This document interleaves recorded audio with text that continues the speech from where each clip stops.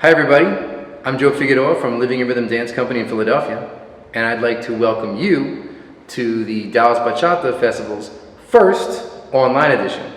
Today I'm going to be doing a workshop in salsa in what I refer to as shadow partnering, where each dancer learns their parts of the routine solo. So this can be done individually or with a partner. I'm going to show both pieces, and in some parts I'm going to have a partner with me to help. So if you got a partner at home, bring him in. If you don't, no problem. So let's get started. Okay, so I'm going to show the footwork for the leads first and then the follows. We start off with just a basic step. Facing this way, 1, 2, 3, 5, 6, 7. You're going to step forward on 1, 2, 3. So 1, 2, 3, and then just like a regular cross body lead footwork, 5, 6, 7. Very easy. So 1, 2, 3, 5, 6, 7. 1, 2, 3, 5, 6, 7, and 1, 2. For the next part, we do our basic. After we do our cross, we're going to step 1 to the outside of the bottom. 2, 3. Very much like a bachata turn. So 1, 2, 3, 5, 6, 7. 1, hit it, 2, 3. And then you're going to step 5, 6, 7, and then 1. You got that? I'll show it again. So 1, 2, 3, 5, 6, 7. 1, 2, 3, 5, 6, 7, 1. One more time. Basic. 1, 2, 3, 5, 6, 7. 1, 2, 3, 5, 6, 7, 1. As you're taking this hook step on 5, 6, 7, you'd be switching hands behind your back. You would have her hand imaginary, her right hand to your right hand behind your back. You're stepping forward on 1 after the pivot. So 5, 6, 7, 1. From there, you're going to lead your partner forward. 1, 2, 3, then step back. 5, 6, 7, and step forward. 1, 2, 3. Very easy, basic step. So 1, 2, 3, 5, 6, 7, 1. At this point, you pick up her left hand below, and you're going to end up with lefts above rights. So 1, 2, 3, 5, 6, 7, 1. From there, with that 1, you're going to step forward. 1, 2, 3, turn your left, and then you're going to roll through 5, 6, 7. So again, 1, 2, 3, 5, 6, 7. You might travel a little bit, you might not. It's totally dependent upon the partner and the moment. So that whole thing in total, 1, 2, 3, 5, 6, 7. 1, 2, 3, 5, 6, 7. 1, 2, 3, 5, 6, 7. 1, 2, 3. 5, 6, 7, 1, 2, 3, 5, 6, 7, and 1, 2, 3, 5, 6, 7. Now, if you wanted to get fancy, you could style this. This is for the leads. So you're doing your basic step, 1, 2, 3, getting a little bit fancy, 6, 7. Instead of doing 1, 2, 3, you step 1, 2, 3. So 1, lift, 3. No 2. So 1, 2, 3, and then 5 and 7. I'll show that again. So 1, 2, 3, 5, 6, 7. So what you're doing is you're going to hold each step for 2 beats, stepping only the odd numbers. So 1, 3, 5, 7. You just do it with the count of music. So basic 2, 3, 5, 6, 7. 1, 3, 5, 6, 7, and 1, 2, 3. And that's the tricky part, is to step only the odd numbers. So basic step, 1, 2, 3, 5, 6, 7, 1, 3, 5, 7, 1, 3, and then go back to regular basic steps. 5, 6, 7. That'll be making it look a little bit fancy. So basic 2, 3, 5, 6, 7. 1, 3, 5, 7. 1, 3, 5, 6, 7. 1, 2, 3, 5, 6, 7.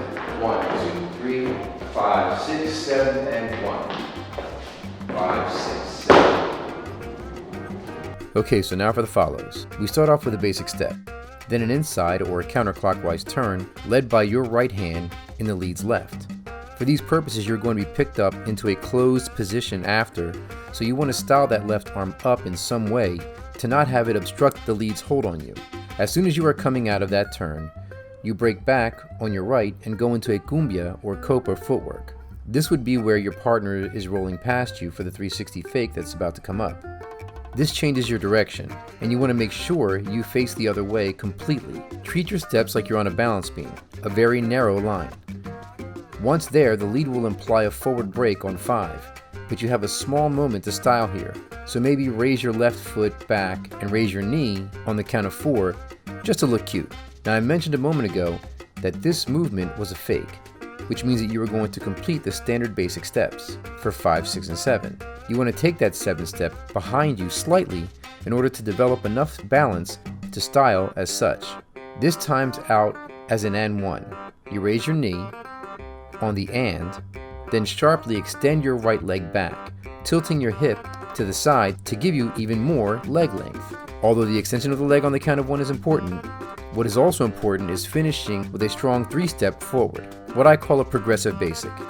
From there, it's a simple walk step which moves you past the partner and to your right, followed by a standard crossbody lead, which I would like you to try styling on at the end. So when you step with your left on the count of 7, if you're dancing on 1, you bring it down, step your right foot back, and begin a body roll back, starting from the shoulders and rolling down to the knees, ending in a seated position with your right foot back on 1, 2, and 3.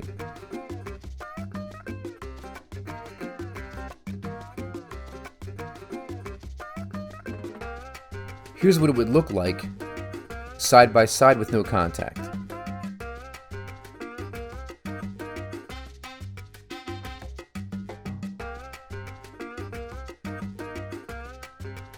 And here's what it would look like in a regular partner dance setting. Thank you guys all so much for watching. I hope you enjoyed the video. I have a channel on YouTube, LAR Dance TV, where you can see social dance breakdown videos in salsa and bachata. So if you want more of this, check it out, like and subscribe. Thank you all very much. I'll see you on the dance floor.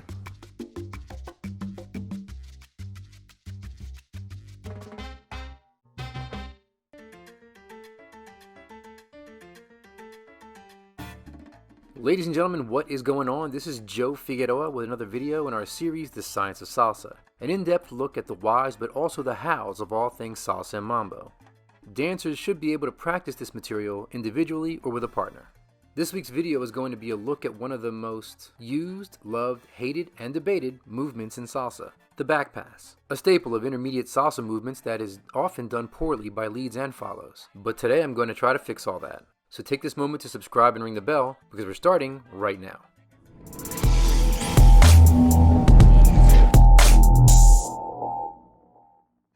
I shot this in February and was supposed to put it out last month, but the coronavirus hit the States and kind of forced me to change my content schedule, so I'm bringing it to you now. The back pass is something that anyone who dances salsa has seen before in some form or another, socially, in a class, or on stage. So first, a little history. It's not really a movement. It's choreography. The way I see it, and I've said this in other videos, any true movement must be done within the confines of a single count of 8. 1, 2, 3, 4, 5, 6, 7, 8. Anything beyond a count of 8 is technically choreography because it assumes the follower knows the entire sequence before the lead attempts it. True lead and follow is being able to string together counts of 8 to make it seem choreographed. Being able to change from the next assumed movement to something else, well, that's where the fun begins. What I think happened is one of two different scenarios. First one is some couple or group performing at some time in salsa history placed this piece in a routine. As stands to reason, while social dancing with their partner, that piece from their choreography was executed. Scenario 2. People watching it in a performance saw it and began to emulate it. Next thing you know, the back pass is born. I've seen it shown in a class or workshop many times over the years, but never saw it truly explained. So what is it? Well, it's two inside turns strung together. the ending of one being the beginning of the next. And that's it. Now, of course, there are variations. I've seen follows make very interesting choices coming out of this. But what we are talking about today is this at its base. Now let's do a little kinesiology, shall we? This is a simple version of the movement. Not the only way, but a good base for leads and a good base for follows to see it coming. But the leading and following techniques used to string this together are tried and true. I'm going to start in closed position and then imply a cross-body movement. That becomes a simple inside turn, led from the shoulder. Now what I want to do here is give my partner the feel that she is still being guided throughout the entire turn, and even its supposed ending. Look here at my left arm leads, as I first extend my arm out in front of me as I lead Kim past me. I say in class all the time that the lead should bring the follow's body to your hand, not your hand to the body. So after I have led her past me into my left hand, I make contact with her right shoulder. Using that new contact, I begin to guide Kim to her left for the inside turn. This should be common practice for any lead, but right here is the technique I use to make this work. Look here how I keep that point of contact to her and bring it downward from her shoulder to the small of her back. What I do is simply flip my wrist. The turn begins with my thumb up, and as her turn begins, I flip my wrist to turn my thumb downward. This way I can move down to her middle and never disconnect. This not only guides her turn to its end, it also stabilizes her, giving her a cushion if you will. One other thing it does is tell the follower that they aren't done. With my new contact at her middle and Kim's completion of the turn by stepping straight back on her right, I extend my arm to its length as I break back for what is known as the cumbia step. This puts both of us in a back break position, which creates an elastic effect in the lead's handhold. It's that elastic effect that informs the follower of what's next. Here we are in the middle of the count. Kim has taken her prep steps, as have I, which are 1, 2, 3 if you're dancing on 1, 6, 7, 1 if you're dancing on 2. I also used my left hand at her back to guide her behind me. At this point, leads, your partner should be directly behind you. Look at this as a safe zone. Granted, the lead is blind on the partner, but it's just for a moment. Plus, you know where they are because you put them there. At this point, the lead would complete their cumbia step by stepping with their right. Let's call it 5, if they're dancing on 1. I gave her 1, 2, 3. Next for her is 5. I glance to my right as I step back at an angle and extend my right hand low to my arm's length in order to make contact with Kim's hip, which should be coming into my reach around the same time. Safety tip: leads don't ever just go grabbing, hoping to get anything in your hand to use as lead. Look where you place your hands. Look where you make contact. In this scenario, I only see 2 acceptable points of contact on a follow: the shoulder line and the hip line. Don't grab at the waistline. It can be interpreted as crass. Anyway, now because I have stepped back on 5 from my cumbia break, I can see my partner in front of me. I extend my arm to make slight contact with her hip. Now here is where it's clear to me that this is choreography that has been adopted into the social dance lexicon.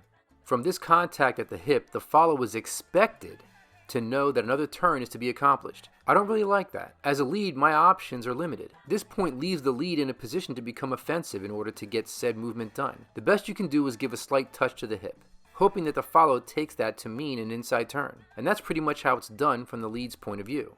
Now for the follows. You feel your partner lead you into a crossbody movement.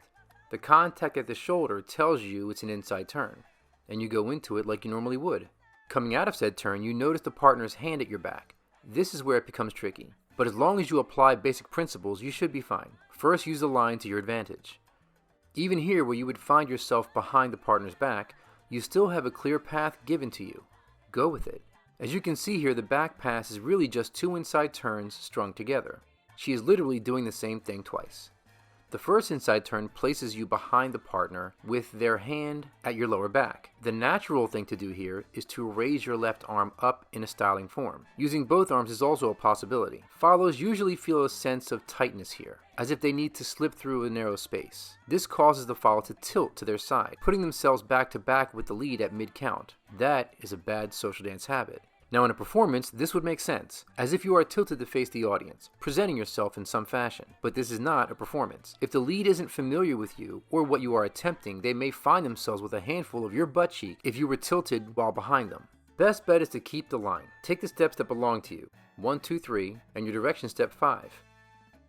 You can see here that the lead should provide you with your prep, your 1, 2, 3, or 6-7-1 if you're dancing on 2, and then provide you with direction. That would be your step forward with your left. These are the steps any follow would take while doing their basic, and you can see that they apply here. This is the point of confusion for the follows, just like it is for the leads. The follow just has to know that what is next is an inside turn. This again bothers me, but I understand that it exists, so I just like to be able to attempt it in the safest and clearest way possible. Now there are other possibilities coming out of this back pass, but if you're going to go with the standard inside turn, go with what I've shown here. The end result looks like this. Leads, once you have this mastered, you can then attempt things that you would normally do out of an inside turn. Hip or shoulder checks, for example. What's important to take from this is the technique for both leads and follows. So when you come across this on the dance floor, you are prepared. That's going to do it for me. I hope you guys enjoyed the video. Do me a favor, hit that like button, subscribe and ring the bell if you haven't already. I'll see you in the next one. And remember, keep dancing.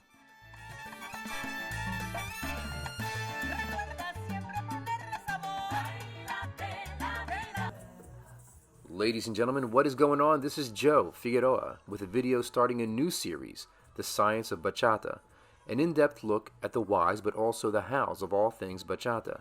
Dancers should be able to practice this material individually or with a partner. Although bachata is not new to me, till now I have never felt the need to break down the dance, but fan requests dictate that now is the time. This week's video is going to discuss a rotation during the dance, how to use the steps and certain concepts in order to bring some dynamics to your dance. So take this moment to subscribe and ring the bell because we're starting right now.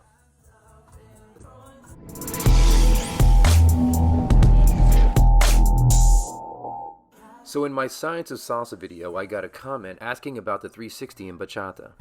That is an excellent question. Here I'm going to show how to accomplish that rotation going clockwise and counterclockwise, the concept of an axis in dance, and steps for both leads and follows. Since this is my first bachata video for this channel, let me first lay out some terminology and thought process. First thing, I count bachata in 4s. Like cha-cha. As you know from previous videos, I discuss movements. Since a single basic or single movement can be done within a count of 4, I don't believe in a 5-6-7. So this will be explained with 1, 2, 3, 4 going to the left or right, forward or back. In addition, that fourth count is not a step usually. It's the tap. In class, I refer to this as the collection. You're going to hear that word a lot, because this whole dance is based off of that collection. Also, I have broken down that in order to grow your bachata steps, these components are necessary: direction, pivot, travel, and collection. Understanding these components, when and where to apply them, will do any dancer a great service. That means that anything and everything in bachata can be done to either side.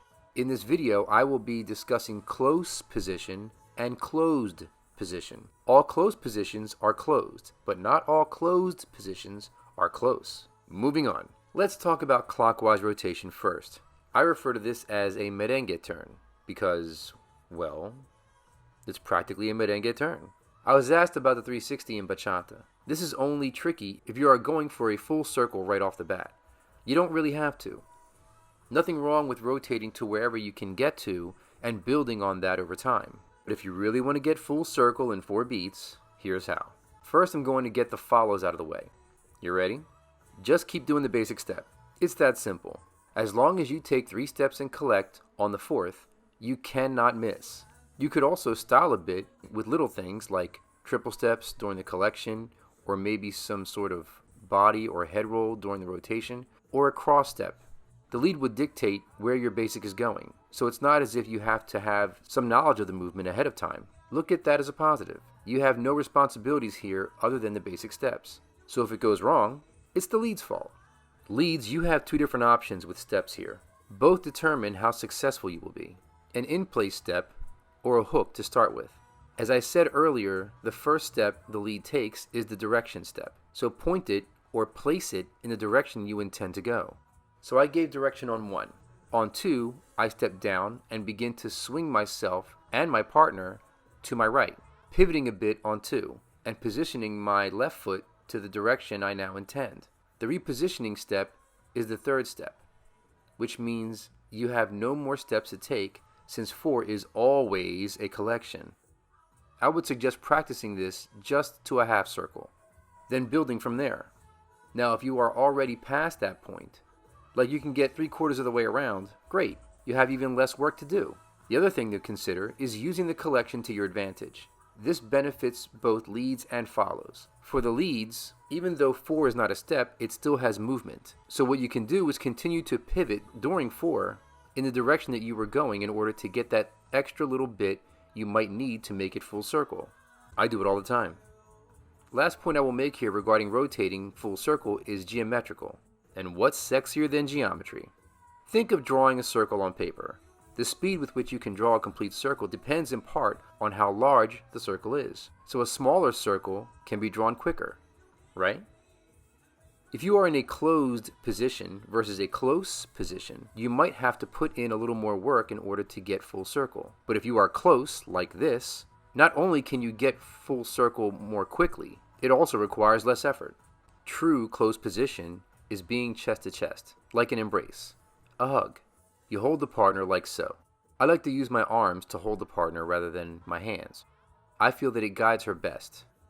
From here, an in-place step or hook step can work just fine. If this is new to you, I would suggest a hook step. Just make sure that when you take that first step, you bring the partner with you. The lead then brings their weight to their left, follows to their right, and off you go with the steps I demonstrated earlier. In a closed position, the circle is larger, so it means you have more work to do. First thing you want is a proper frame. This is true of close position also. Here you can have your arms opened a little more, but you still want to keep your partner firmly within the frame. I think of it like holding a bird in your hands, strong enough to keep the bird from flying away, but not so hard that you harm it. Leads, I would suggest raising your right elbow a bit here. It helps to not only keep the follow in frame, it also helps to give you some momentum when the rotation begins. Earlier I mentioned how 4 is not a step, but still has movement. This is a perfect place to apply that. If you don't make it all the way around, you can use that beat to get a little more out of your rotation. I'm going to talk about axis. Leads, notice in either case, once I have stepped my right down, it doesn't move from that spot. Granted, it pivots, but in the same spot. That first step becomes your axis, and your bodies rotate around from there. If your step moves from its original location, then you will struggle to get full circle. That is what a rotation clockwise looks like. Now I'm going to show you my version of a 360 rotation going counterclockwise in bachata. I apply this from my knowledge in salsa, and I find that it fits. And you might find this helpful. Some of the pieces discussed earlier will come into play here. For the follows, still the same thing. Keep doing the basic steps like normal, and you should be fine. Styling like triple stepping or taking a deep step on the travel step in order to go with what the lead is giving can all work. Also, the same idea of rotation to where you are comfortable and then building from there over time is a great way to practice. Bachata is a circular dance rather than linear. There is no quote-unquote wrong way to end up. Leads. Ask yourself, what is the assignment of the first step in bachata? It's direction. So take your first step in the direction that you intend to go. The tricky part happens on the second step, the pivot step. This is where you decide how far you intend to take this circle. If it's a 360 you are going for, you should attempt to pivot on one foot full circle, so you can place your third step, which is your left, in the same place it landed on 1. Once you have stepped down on 3, all that is left is collection. Bring your right foot together with your left to complete the movement. From here, what I like to do is lead the follow past me in a straight path like a salsa crossbody lead. In bachata, I call this a left cross for the follow. These two pieces combined give the look and feel of a 360 crossbody lead in salsa. Technically, it's 2 movements though, since it takes 2 counts to get there. The actual 360 was completed in the first 4 counts though. That's what's important here. These are not the only versions of rotations in bachata out there. I'm sure there are others. These are just my interpretations. One thing that I want to leave you with before we finish is that collection is everything. If you remember to always tap or collect or hold on 4, both dancers will find everything else in this dance comes easy. You can look at the 4 like punctuation at the end of a sentence. Punctuation tells the reader that a sentence is complete, that a new sentence is about to begin. It's completing a thought. When dancing, you want to show you have completed one movement and are ready for whatever is next. I'm not sure about creating an entire series on bachata. The dance's need for detailed breakdown is questionable to me, but if you want it, I shall provide. I want to put out content that viewers benefit from, so any feedback that you might be able to give me would be greatly appreciated. Comments, likes, and even dislikes will help me to provide you with the best content that I can. That's going to do it for me. I hope you guys enjoyed the video.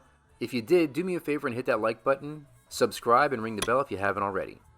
I'll see you in the next one. And remember, collect. I'm kidding. Keep dancing.